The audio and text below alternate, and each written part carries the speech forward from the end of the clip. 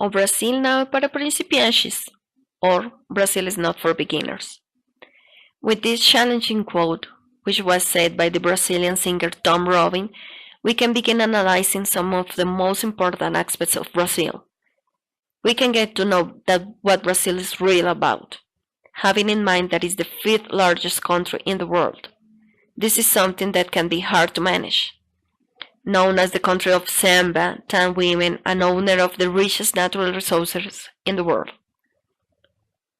Today, Brazil has brought too much attention because of the World Cup championship. But let's not get carried away with the football enthusiasm. This attention, in majority, has been negative. Many sectors have been protesting against this event because they claim to the government to provide them with better education, food, and jobs, instead of building extravagant stadiums for the World Cup. How come a country this big, this exotic, and with too much potential is going through this contrast? Let me begin with Brazil's political system. Brazil is formed by a president who is democratically elected every 4 years.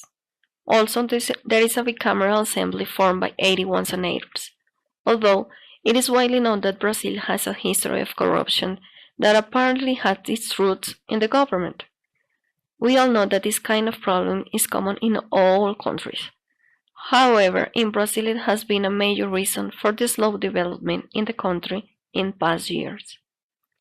This happens mostly because their officials tend to abuse their power in many critical decisions. According to the mgjournal.com, corruption costs Brazil almost 41 billion a year alone, with 69.9% of the country's firms identifying the issue as a major constraint in successfully penetrating the global market. This circumstance may affect the way foreigners do business in Brazil. So, for the beginners, this should be a first barrier they have to overcome. Yes, I bet you're shocked about these facts. So, we're moving on, trying to explore a little bit more on the Brazil's economy. As big as Brazil is, are the resources. Having a vast efficiency in the agricultural activity and being able to crop products like coffee. Brazil is the world's largest producer and exporter. Citrus fruit, especially oranges, of which Brazil is also the world's largest producer.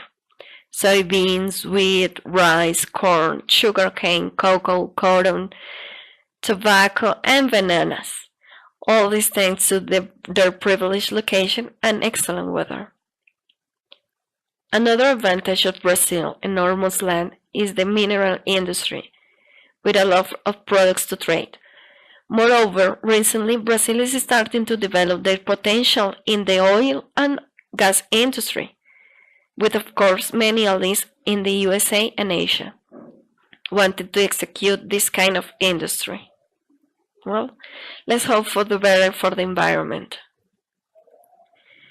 We can see that all these valuable resources, Brazil is one of the most privileged countries, and now they know what they have and what they are capable of, and they are going after a stronger economy.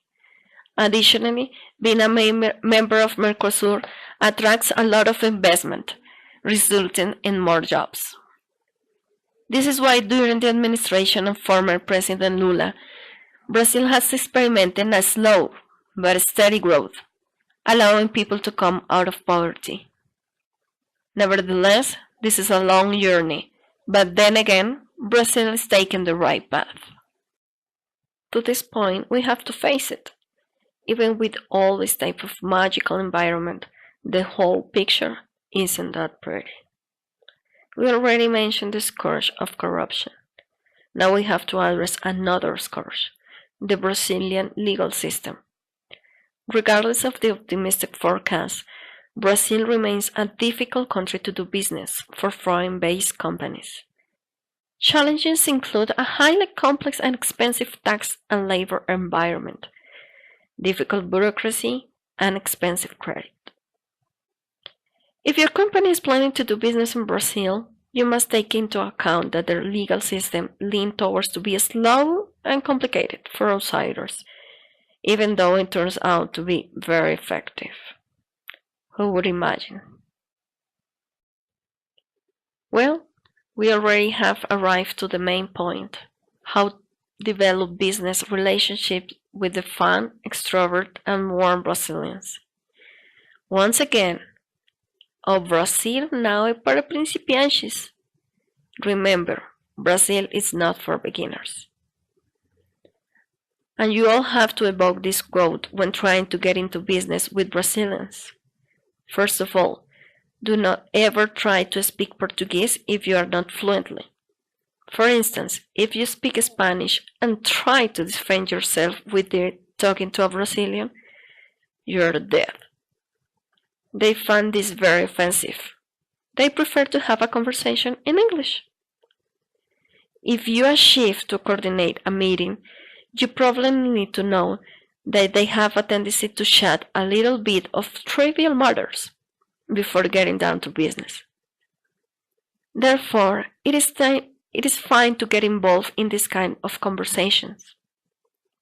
They put a lot of interest in building emotional relationships with their business partners. I have previously told you, and by now you may know, how big Brazil is. Please keep this in mind. Please note that Brazil has 26 states, so try not to generalize. You must investigate the background of the people you are dealing with. Every region is different, so are their people. Well, you are definitely not beginners now. I accomplished my mission. Brazil, as huge as it is still a lot to cover and to discover as well. This country is a marvelous place to do business, not only because of its resources, but the culture, the people, and the great potentials thanks to the recent development of the country. Once again, I ask you to explore, to discover this amazing land, which like many others has its ups and downs, but surely is the place to do the business of your life. Você agora não é o principiante. Essa bola vai rolar, mundo é um tapete verde. Quando a bola chega lá, coração fica na rede, na rede, na rede. Olá, olá! Lá, lá, lá.